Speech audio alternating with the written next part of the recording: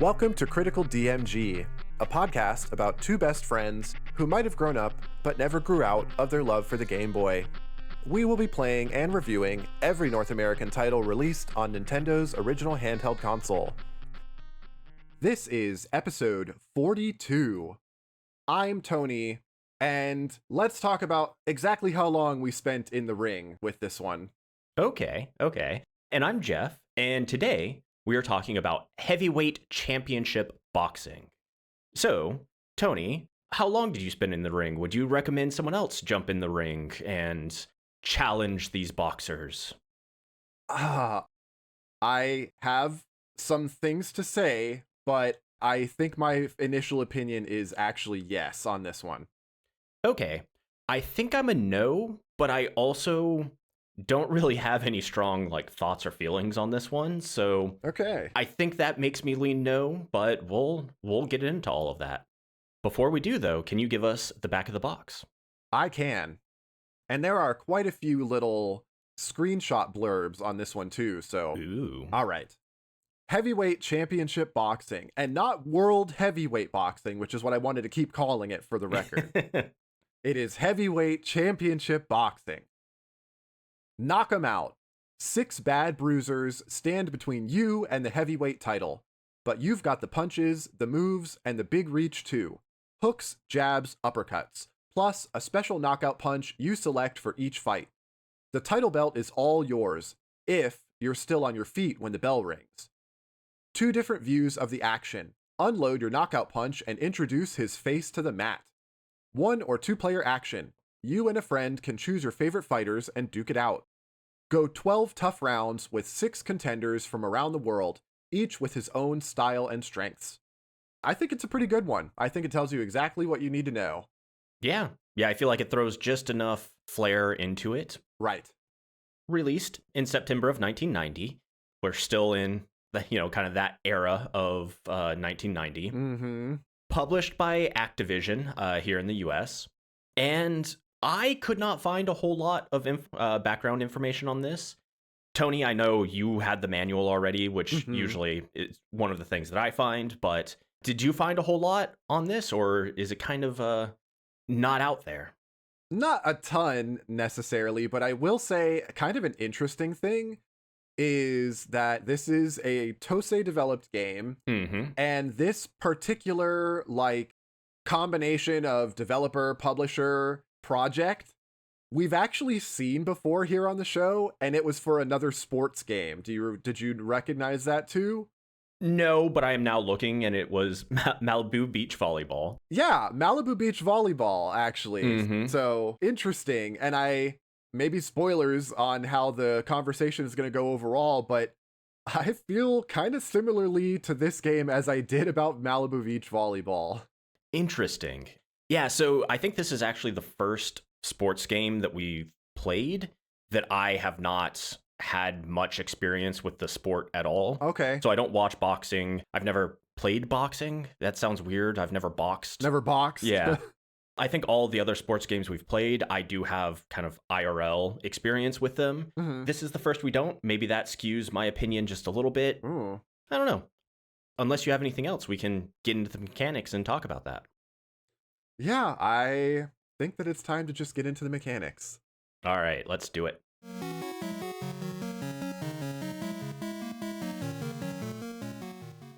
So, if it's not abundantly clear already, this is a sports game. You're boxing. Goal is to box your opponent and beat your opponent. 2 different views. First person when you're actually boxing. Ring view when you're moving around the ring. Controls. D-pad moves you around. A and B punch. So B punches with the left hand. A punches with the right hand. And, that's pretty much it as far as the controls go. Before I ask Tony what your gameplay was like, I do want to explain the gauges a little bit, because I feel like they're kind of integral to the gameplay. Quite. And might get confusing unless we just get it out of the way. So you have 3 gauges when you're in the first person mode, and the one on your left is your punch gauge. So you have a left and a right indicator. They slowly fill up to 6 before restarting, and that indicates the power of your punch, whichever hand you're punching with. On the right, you have a small bar that is your knockdown meter. So again, when you're in first person view, as you take a hit, that bar goes down. As you hit your opponent, theirs goes down. When it goes to 0, they get knocked down. Then your last bar is the big bar in the center. That is your stamina bar. It refills your knockdown meter when you're in ring view, and it will refill your knockdown meter. And then it also depletes when you do things.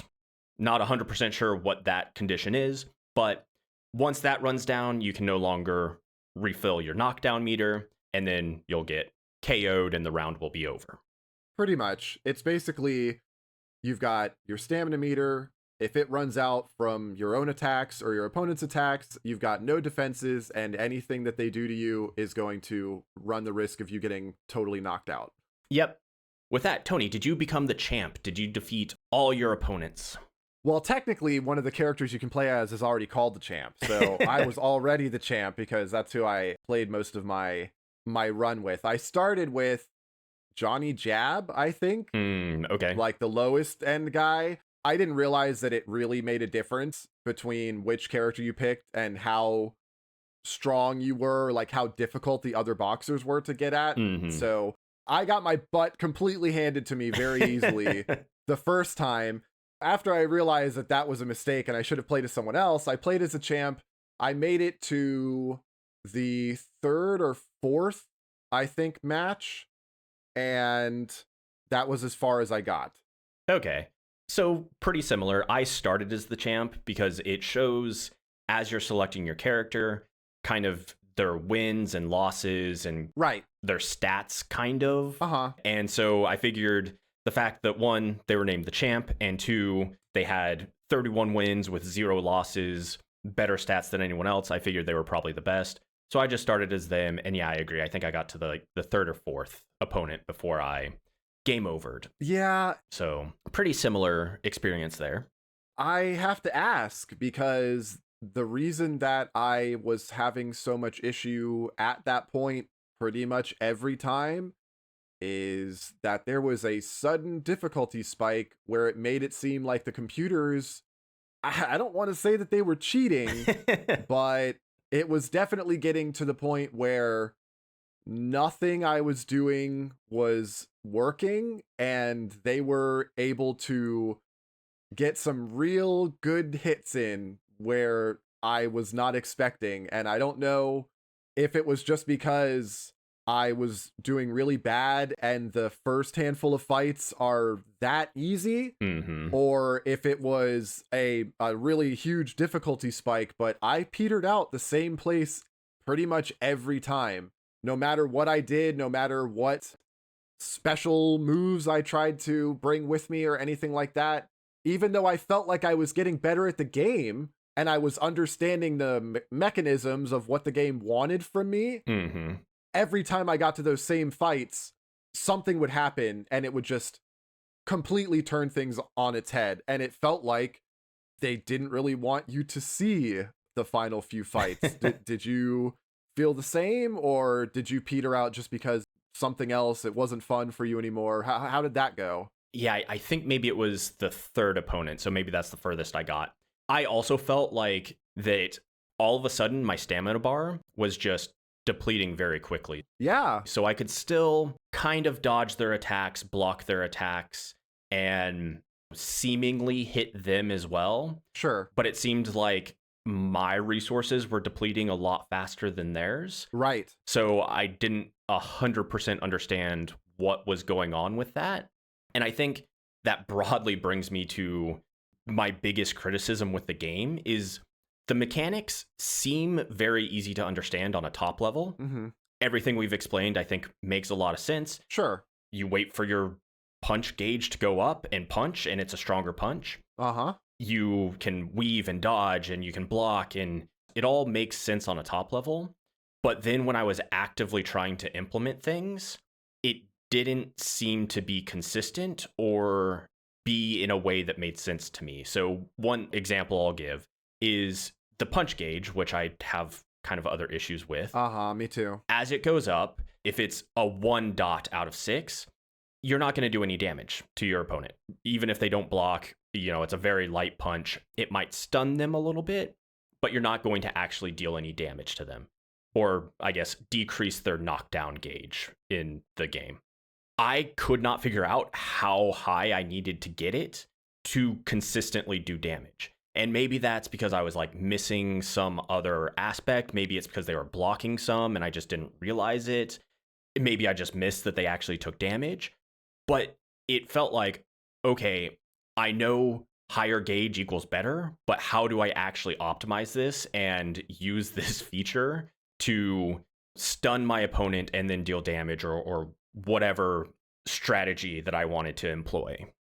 Yeah, it doesn't help that the gauge, unlike what I think you would expect in a game like this, like a boxing or a dueling kind of one-on-one fighting style thing, is that it resets itself instantaneously. Yes. So not only are you trying to wait for the gauge to fill up high enough that you throw a punch that's worth a darn, but if you don't throw a punch, either because you don't press the button or you're not even lined up with the enemy to the point that your fist would connect, it doesn't just wait for you to do that, it resets. And so it's like a roulette. You're constantly trying to not only time your punch to hit the gauge at the right level, but also time where you are with the opponent, what button you're pressing to choose, like whether you're hitting them high or low. Are you ducking? Are you weaving? There is a lot of mechanisms here, and I like that. I like the way that the mechanisms kind of interplay, but I think there is too many.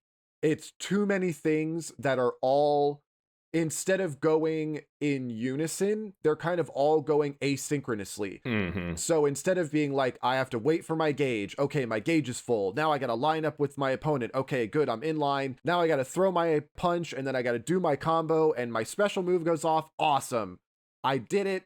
What a cool hit. Yeah. I planned it out and my tactics were rewarded, whatever. It doesn't work that way. Instead, it's like, oh, okay. Oh, my gauge is full. Oh, they're not in line. Okay. Oh, all right. I got them. They're right here. Oh, my gauges aren't full. Oh, I got to block. Oh, they're not in line again. Like, yeah, it wants to seem like it's overly tactical maybe, but it doesn't feel that way in practice. And you 100% hit what my biggest problem with the punch power gauge was, is that, yeah, it resets, which makes no sense in real life. No, of course not. It's like, I'm winding up. Oh, too long.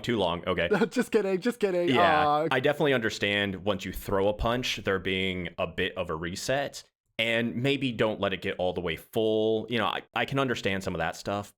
I imagine it was strictly just a gameplay decision, because they felt that if they just let you wait until it gets to the top, that it would be too easy or too unfun or whatever. But it just led to unfun and unintuitive gameplay, in my opinion.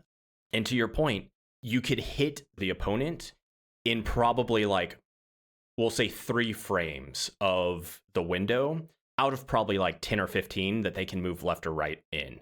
So you're constantly trying to keep them kind of in the center of the screen. And if they're just slightly like 1 frame over too far right and you swing with your left, you miss. So it's a lot of, just kind of trying to manage all of that stuff. And maybe that's where the gameplay is and what people find fun about it, the people who like this game. But to me, it was just a bit more frustrating than rewarding. So you said that you don't have any experience with boxing. This is a game that you were coming to where you are not familiar with the sport in the same way that you have been with some of the other sports games that we've played. Yep. I'm not either. I don't watch boxing. I'm not familiar with boxing or anything like that. And when I approached this game, part of the reason that I got completely rinsed in the first time that I played is because I came at this game like a fighting game. I went up to my opponent and I was just like laying on those buttons and I was getting hit after hit and they weren't blocking. And I was like, awesome, I'm doing so good. I am connecting with all of my hits. I'm comboing. Look at me doing an uppercut. And then I get knocked out because my stamina bar is gone. I was like, and then you look down and their knockdown meter is still like practically full, and you're like, what's going on?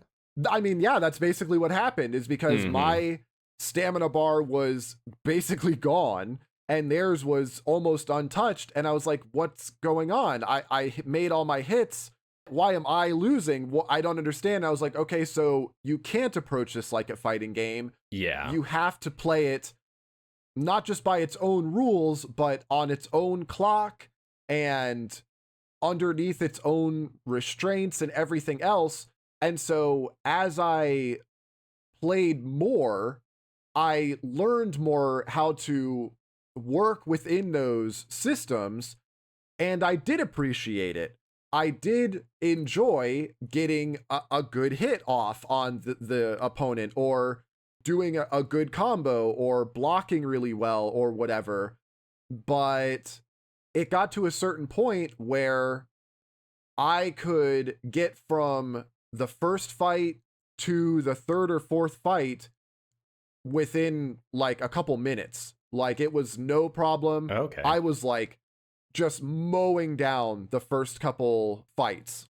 I felt like I was doing a good job. Like, I was understanding what the game wanted from me, and I was getting more out of it, and I finding it more enjoyable.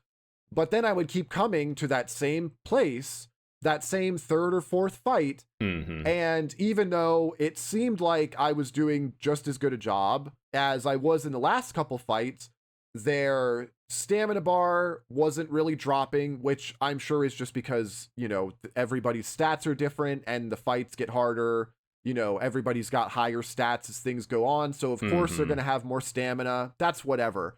But combining that with the special punches, when the opponent does them to you, there's no tell. There's no way to know that they're going to do it. There's no way to know that they're winding up. There's no way to prepare to try and block successfully or whatever. And so I would be chewing through fight after fight, and then I would get to the fourth fight, and within the first round, they would get a special punch off and total KO, like instantly. And I'm just like, how am I supposed to prevent that? How am I supposed to prepare for that? Because you don't know that they're coming. You can't like predict or anything that that's going to happen, because their gloves aren't flashing in the same way that yours do necessarily.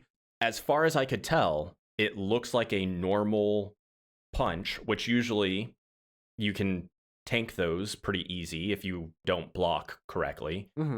But yeah, these you just can't. So you'll randomly just get knocked down for seemingly no difference in them attacking or anything like that. Real quick, let's explain the knockout punch. Okay. Essentially what happens, three things have to come, I guess, together for you to deploy a successful knockout punch. It's like your special move, your special knockout punch. Yep. And you can choose straight, hook, or uppercut. Which I tried all three. Yeah, from what I could tell, those don't really matter, aside from what they look like. Each boxer is handed, which makes sense. You have to use your strongest hand. So you have to know what your boxer's strongest hand is. Yep. You have to have your punch gauge at the strongest. So all the way up at 6 before you swing. Yeah. And then your gloves have to be flashing, which happens seemingly randomly. It's like intermittent. It says that your agility stat makes them flashing more frequently, but there again is like no way to really kind of tell when that's supposed to happen. And so if all of these things come together and you land that hit with your strong hand, it will be an instant knockdown to the opponent. And it's awesome. It feels really good when it happens. It does. But it's quite difficult to line all of those three things up to do it to your opponent. Because again, you have to have your gauge at the strongest, which it doesn't go super quick, but it goes quick enough. It goes really fast when you're working on all of the other things at the same time. Exactly. When you're trying to line them up in like a 2 to 3 tile area that you can actually punch them on the right hand, because it's not the same for each hand, and then make sure that it's full. there's a lot going on, and it feels really good when it happens. Yeah. But it's just a bit frustrating to be so close and then, oh, your gauge kicked over, or so close and they just happened to sidestep right in this exact time that you punched, and so you just flat out whiff. And one of the frustrations, I guess, I had with the game for sure. Yeah, like it was the hype moment for me playing, and it's, of course, it was the only thing that I didn't record because I was just playing on my own after the fact. And the only time that I got my special punch to actually work, I got a total knockout, and I won in the first round, and I knocked my opponent out in like 30 seconds. Oh, nice. It was so cool. It felt so good. But like, there was one time, the only one time that I was able to do that in... I played this game for kind of a lot. I really want to save most of my opinions on that for the wrap-up. But without giving too much away, I played this one multiple times over the past handful of days that I've been getting this game ready for the show. Interesting. So it really got its hooks into me, and I was enjoying a lot of what was there. But when the opponents have basically access to the same things that you do, except they don't have to worry about lining all of the same systems up because it's a computer and not a human, that's not really difficulty. That's not like an organic raising of the difficulty as you play. That's almost just like turning a cheat mode on. It's just like, hey, now the computer gets to do their special punch pretty much whenever they feel like it. And you don't really know how it's going to happen or when it's going to happen. And if it happens, you might have a full stamina bar and they might have nothing, but you know what? You lost anyway. And that's, it's just weird. Yeah. I mean, I guess maybe that could technically be how it works in like actual boxing. One good punch could put someone's lights out or whatever. Yeah. That doesn't necessarily mean it feels good here in this game. Yeah. I think that brings me kind of to the end of things that I want to talk about with the mechanics. And also kind of segues into, I think, the first thing I want to talk about in the creative discussion. But is there anything else you want to mention in the mechanics real quick? The only other thing is we did say a little bit about the fact that there are like different stats and the characters are kind of like built a different way. One thing that we haven't really said anything about is you actually build your character here in the game. Yeah. You pick the fighter you want to play as, but before every round starts with a new fighter, you get 1 or 2 points, depending on how well you did in the last fight, to put into your different stats, either your power or your agility or your stamina. And that's really cool. It reminds me of Fist of the North Star, 10 Big Brawls for King of the Universe. And I really appreciated it because it did seem to actually make a tangible difference. Yeah. As you went along. And that's something that you don't see in a lot of this kind of stuff. We've had other sports games before that have like different teams or different athletes that you can play as or whatever. Like skill levels. Yeah, stuff that's denoted by, like, again, Malibu Beach Volleyball is just the different teams are different stats, but you don't really know what they are. It's kind of a secret unless you read the manual.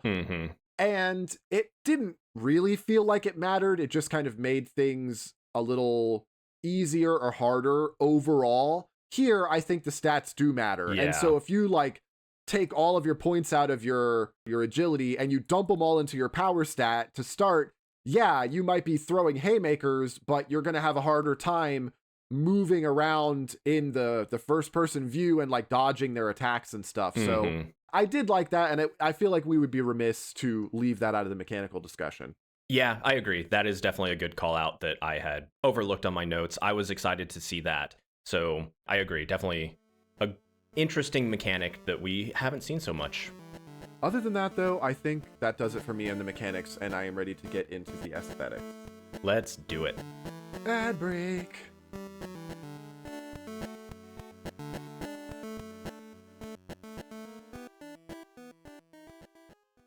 Can't seem to clear any lines in your Tetris? Stuck underwater in Super Mario Land? The old Pokemon grind got you feeling blue? Then stay tuned to Critical DMG.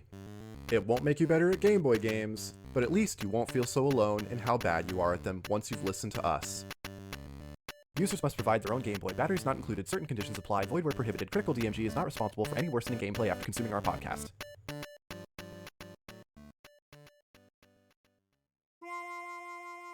Outlaws and ruffians have had it their way out in the Wild West for too long. But someone's coming to bring them to justice. And justice is colored green. Caro Caro Cowboy is a brand new platformer for the Game Boy Color and Analog Pocket. Our faithful peacekeeper is a frog named Caro Caro, on a journey to wrangle the Wild West's most dangerous outlaws and bring peace to the wide open plains. With a sticky tongue and his trusty six-shooter, he'll face dastardly foes, perilous platforming, and intense shootouts across deserts, mines, mountains, trains, forests, and beyond. Caro Caro Cowboy by Metagame Mike. That's Kero Cowboy. Out now on Steam and itch.io. So giddy up now, partner, and help Caro Caro take back the West.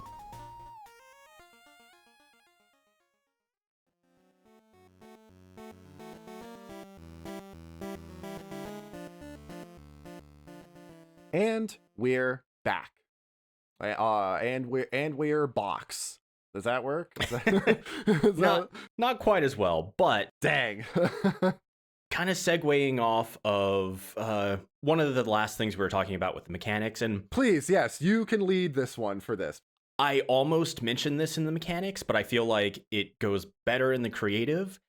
I found the user interface and the layout and how everything looked to be really difficult to get all the information that you needed. Yes. I don't know if you had the same experience with that, but I found it very difficult to pay enough attention to the gauges to understand, okay, that hit actually dealt damage, or okay, I now have full power to be able to attack the way I need to. They were just a little bit too out of the way, or small for me to be able to look at my opponent, kind of the thing that you should be focusing on, and also get the other information needed to, I feel, play the game effectively. It is a lot. There is so much that you are being presented with on this tiny Game Boy screen that it's actually kind of funny, the juxtaposition of the ring view versus the first person opponent view. Yes. Because the ring view is just these kind of chunky, kind of charmingly funny looking boxer sprites. They're hilarious. Yeah, they're really charming. I really like the ringside sprites. Yeah, they've got the classic just dots for eyes and then the triangle mouth that's just a stupid grin, or however you want to mouth open. Mm-hmm. They're hilarious. And then you go into the first person view and it's this buff, I got a mohawk, or I feel like I should recognize the style, because the character portraits are very stylized, very anime. Mm-hmm. I feel like I should know where they're supposed to be coming from, what kind of style they're cribbing, a famous maybe boxing anime property or something that I'm just not familiar with, but they look ripped out of the pages of some kind of sports manga. Yeah, I don't know if that's just because they're kind of generic style, or if there is something that you've seen but can't remember, but I agree with you on that. And then the gauges are just I don't know. I love the sprites. I love how they do that. I love that you can kind of see the outline of your head so you can kind of dodge and things like that. It's just the way the UI puts the gauges, it just really did not work with me. You can kind of see it out of the corner of your eye, so you can kind of have an idea of how strong you're going to punch or how much knockdown everyone else has, but I feel like they just could have done something better with it, in my opinion. Readability is pretty low. There is just so many things that you are having to keep track of all of the time. And even though I guess they did probably the best that they could for just the sheer amount of information that they are trying to get across to you all of the time, they look fine. They look like what they're supposed to, but it's just a matter of there's so many of them and you can't not pay attention to them. You have to pay attention to all of them all the time. And I think everything is readable on its own. When you put it all together, it becomes difficult. Sure. I think what I would have done, which we typically don't do, if I were to fix the game section too much, but I think if they just moved the punch meters to the left and right of your gloves. Oh, yeah. So you could kind of see those moving up. I could see that. I think that would have helped a lot because then your view is still centralized on your opponent so you can block, etc. Really, your stamina and knockdown meter, you can just glance at those occasionally. You don't need to really be focused on those. Yeah. I think that would have gone so far if they just moved your punch meters somewhere in the white space that is the sides of the, first person view. I agree. I feel like that would clean some things up and make it a little bit easier to pay attention to. But I think that doesn't necessarily solve like the crux of the problem, which is just that there are too many systems and they all require your attention at the same time.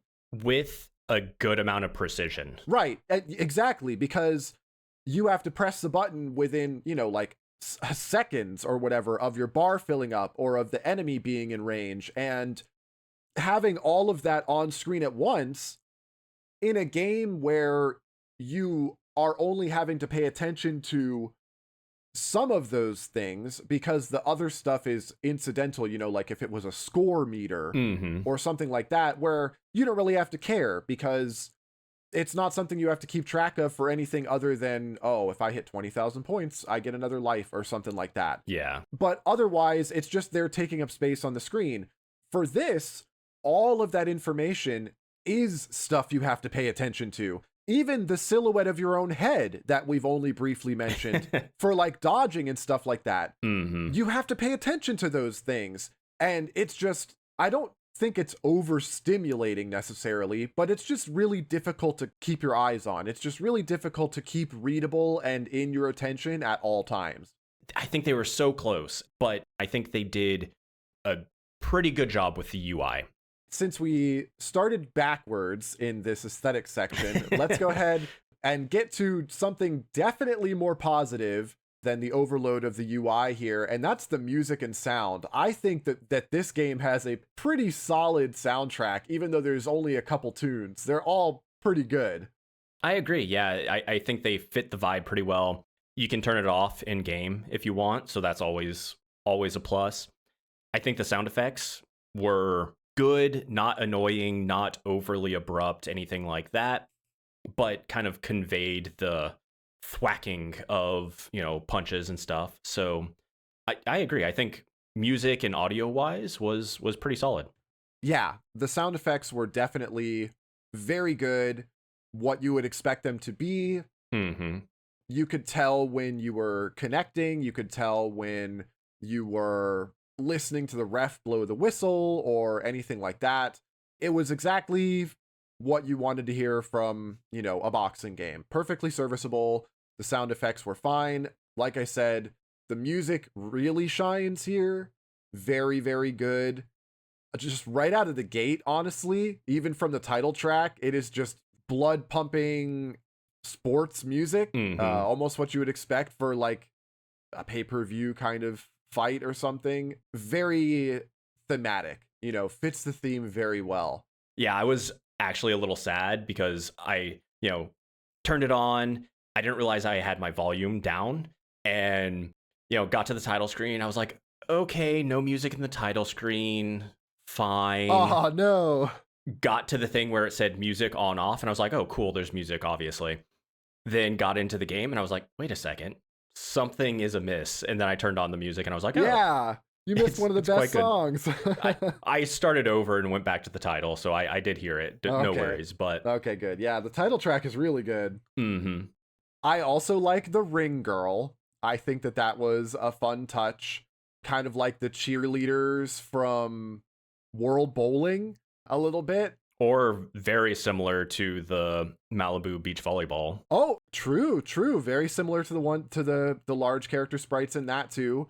So that was fun. That was a cute, just little, they didn't have to do that. Like they could have just had it say round 1 or literally start the next round. But there's a little intermission and a ringside girl shows up holding the sign. Also very thematic. Yeah. She kind of looks like a cocktail waitress. Yeah, 100%. I actually think that about does it for me as far as the aesthetics go. How about you? Or are you ready to wrap up on this one? Yeah, no, I think I'm ready. I think UI was clunky. I liked the sprites. Music was good. It's kind of my TLDR on the creative discussion. Okay. So, like I said in the mechanical section, I kept coming back to this game. I bounced off of it a little hard in the beginning because I approached it like a fighting game and I got rinsed, and that was not fun. But once I got more of what the game wanted from me and I understood timing and keeping track of all the different gauges and getting your health back on purpose and stuff like that, I had a real fun go at this game. And I played it over and over again, even though no matter what I tried, I never got past like the 4th boxer. Those first few fights were fun enough that I enjoyed doing them over again because, and this is something that I do in fighting games, I love just completely hosing the computer. Like, I'll turn them up to a high enough difficulty and then I'll just like wash them. I'll just completely rinse them and hang them out to dry, doing all my special moves and whatever else, because that's what I like about fighting games, is all the fancy special moves and combos and things like that. So I like just practicing against computers. I know I get to do my cool moves. I know that they'll go off as long as I get the timing and stuff right. And that's what I was hoping for with this game. And so when I did that and I got my uppercut off and I knocked the guy down and it was over in 35 seconds and I moved on to the next fight, I was like, man, that felt cool and good. Like, I wish there was more of that. I wish there was more successful special moves and more rinsing of the computer. It was just really weird for the computer to just suddenly become this wall. Yeah. In a way that I couldn't overcome. But man, I sure played the heck out of those first 3 fights over and over again. So I'm hoping that maybe later boxing games will improve on some of the things that I don't like here. But this one was definitely worth the batteries for me. Even if all you do is play the first handful of fights before things get really kind of obnoxious, I think it's still worth it just for that, because there's enough going on here, changing your character stats and the different characters you're playing as. So like what hands they focus on and which special punch you decide to go with. Like there's some meat on the bones of this game, and I kept coming back. So it would be wrong of me to say no if I keep coming back. So that's mine. How about you? So it's funny because I agree with a lot of that. I do think there's a lot of kind of meat on this game, but this is one of the games that I'm like completely willing to chalk up my no as a skill issue. Maybe if I were just a little bit better, I would have had more fun with it. But I found myself just kind of pushing the buttons. I found myself just kind of going through the motions. And while I think it is a flat no for me, it's definitely not like a baseball where it actively frustrated me.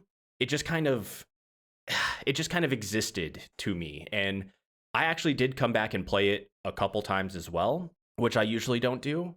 But I just wanted to make sure that I wasn't missing something, or make sure that I wasn't not giving it what it was due. Because I agree with you. I feel like there should be more here. It feels like there's a lot of stuff going on here. And maybe that's also part of my issue with it, is that I never felt like I could really get all of those mechanics down and fully understand everything that was going on and kind of like optimize my gameplay. And so it was never frustrating per se, like some of my no's have been, but it also wasn't rewarding in a lot of ways that I kind of feel like it should have been. So you would not play it again, but unlike something like a baseball or Hyper Load Runner or whatever, you would not necessarily side-eye somebody that was playing it. 100%. Strangely enough, it's also one of those games that I could see myself being like, in a week, 2 weeks, after I've forgotten some of the, nuance, being like, no, surely that wasn't that bad, or surely that was better than I remember. And then going back and playing it and being like, okay, never mind. I have something in the quiz that I think might tip the scale for if there's ever a Jeff Heavyweight Boxing Championship comeback. So all right, if that's all there is, I think it is quiz time. Quiz time.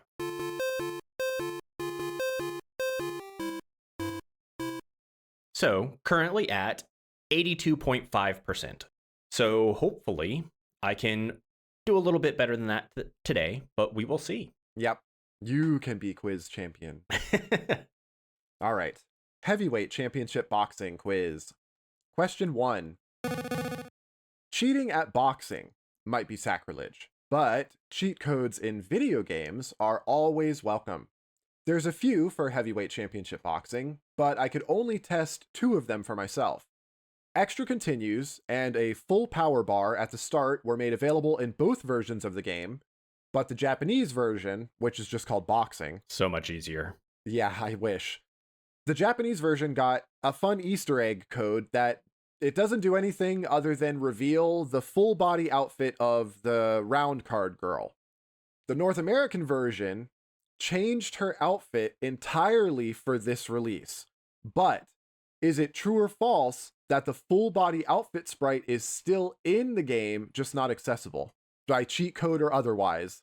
So I believe that's true. I typically try to avoid the cutting room floor because I know you like to go there for some interesting information. Sure. Like I said, I was trying to find the manual, so I thought they might have it. Oh, that's, yeah. They didn't. But it did have a side-by-side of both full images and, yeah, mentioned that you cannot see it in the US game.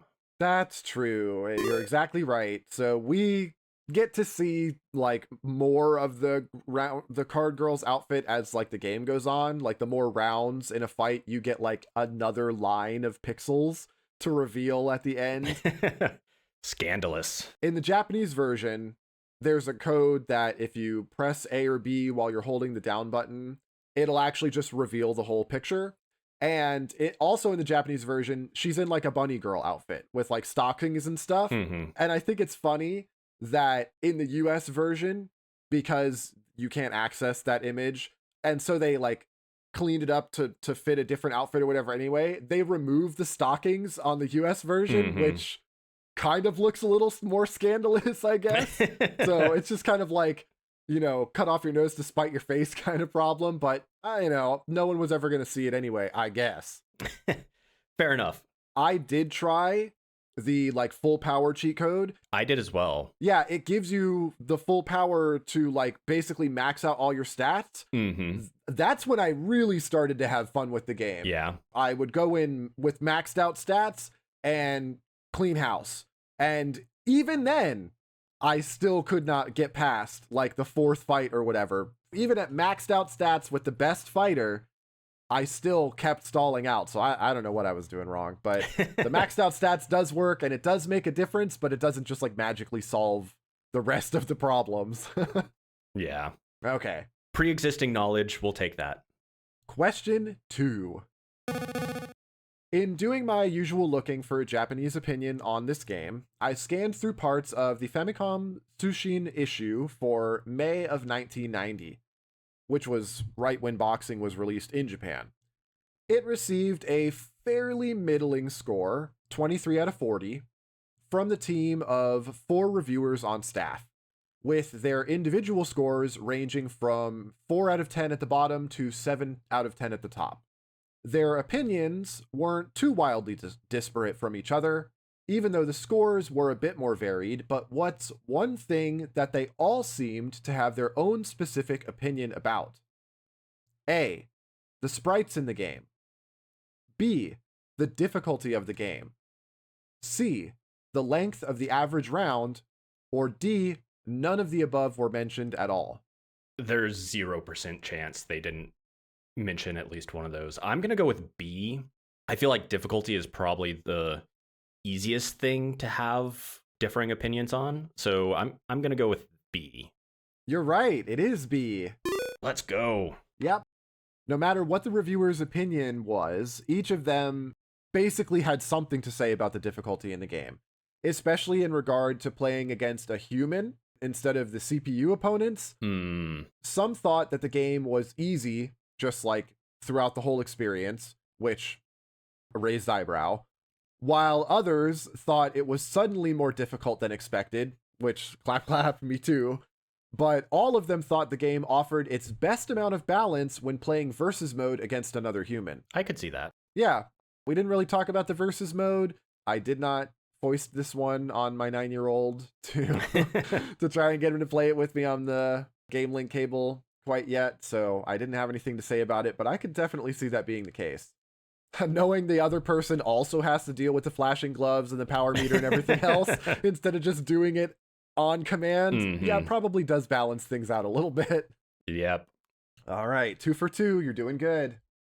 Question 3. While we are still perusing magazines, though, in revisiting the September-October 1990 issue of Nintendo Power... I really should have just read this all the way through. You should have. I love cutting room floor, magazines. That's my number 1 and number 2. And then player's guides. But those are harder to come by. One could check out a section at the end of their special Game Boy feature called the Directory of Game Boy Games.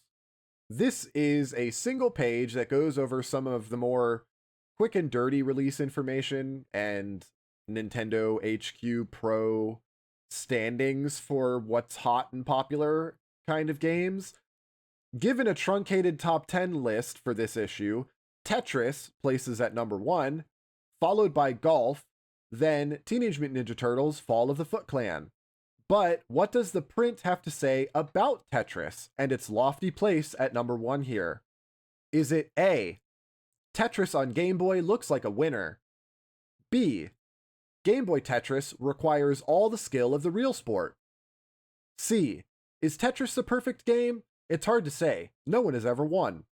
Or D, as you gain experience in battle, your Cosmo Tank becomes more powerful.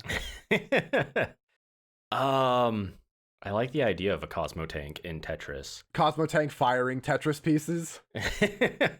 I'm going to go with C. I feel like B is from from Golf. I don't think A was it. I'm going to go with C. You're right. It is C. Let's go. Yeah, and you're also right that the Game Boy Tetris requires all the skill of the real sport. It was about golf. It was Game Boy Golf requires all the skill of the real sport. Tetris on Game Boy looks like a winner is from TMNT Fall of the Foot Clan. That was their like little blurb. That's all they had to say about that, I guess. But well, it was newer, so that's true. Not that this holds up today or anything. Like, I feel we can confidently say that Tetris has been beaten to its kill screen before. Yes. But maybe that's not the same on the Game Boy or whatever, because I know that was done on the NES version, I think. So yeah, I believe it was the NES, maybe like Tetris Battles or something like that. Yeah. Tetris has been won, but maybe not the Game Boy version, and definitely not in 1990. Exactly. So, you know, the time capsule that it is. The other games on the list, just for anybody curious, were Double Dragon, Final Fantasy Legend, Revenge of the Gator, Gargoyle's Quest, Batman, Super Mario Land, and Quarth, which we haven't played yet. So there you go. Top 10 shuffle continues. Some of those are interesting choices, but regardless, 3 for 3. I'm happy with that. I'm now just shy of an 83% at 82.9. But that brings us to our listener question from last week. Can you remind us of what that was? I can. Final Fantasy Legend quiz question for the audience was about how I found an old TV commercial that said it was about Final Fantasy Legend on the Game Boy, but actually it was mostly about some other game on the Nintendo that was a sequel to some racing game that I had never heard of until I had seen it then. Jeff, did you figure out what it was, or? Gran Turismo. Yeah, you wish. No. It's Rad Racer 2. I have not heard of Rad Racer or Rad Racer 2. I should have sent you the commercial, actually. It's basically just like a really standard Poindexter type nerd, just like giving dictionary definitions for the word rad and like radical, while some like fair enough much cooler kids are telling him what radical really means, which apparently is that Rad Racer 2 exists, I guess, because right at the very end of the commercial, it's like 5 seconds before it's over, they cram in a really quick, and also Final Fantasy Legend is coming out on Game Boy, so get that too. And then it's like the end. It's just like the helmet and the sword and a Game Boy box, and then the commercial's over. Fair enough. So technically, it was about the Final Fantasy Legend on Game Boy. Technically. What's our listener question for this week? Okay, heavyweight championship boxing question for the audience this week is that in the same Famitsu magazine issue I mentioned a couple questions ago for Jeff, there's an adorable ad for this game featuring a chunky plastic toy referee standing between two Game Boys, both of which are showing their selected fighter for a bout in heavyweight championship boxing. Well, I guess it would be boxing since this was for Famitsu. The bright red splash text, as well as the much smaller sales text toward the bottom of the ad, both call attention to what seems to be the opinion, even in the pages of the magazine itself, on this game. That being, which feature of this game is most noteworthy and the big reason buyers should pick this one up. Jeff? No idea. I actually had one joke answer, but I'm not going to say it. So. Well, I guess you'll have to hang out for next week for that and the actual answer.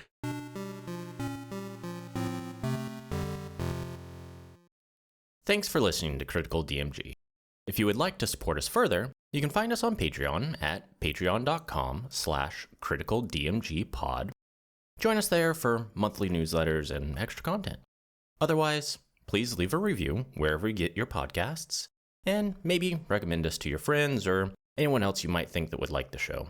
It really helps us out, and we appreciate it. And with that, I think we are at the end of our boxing saga for now. Ding, ding, ding. Ooh. Bell rings. We're done. We will see a couple more boxing games as we go through, but not next week.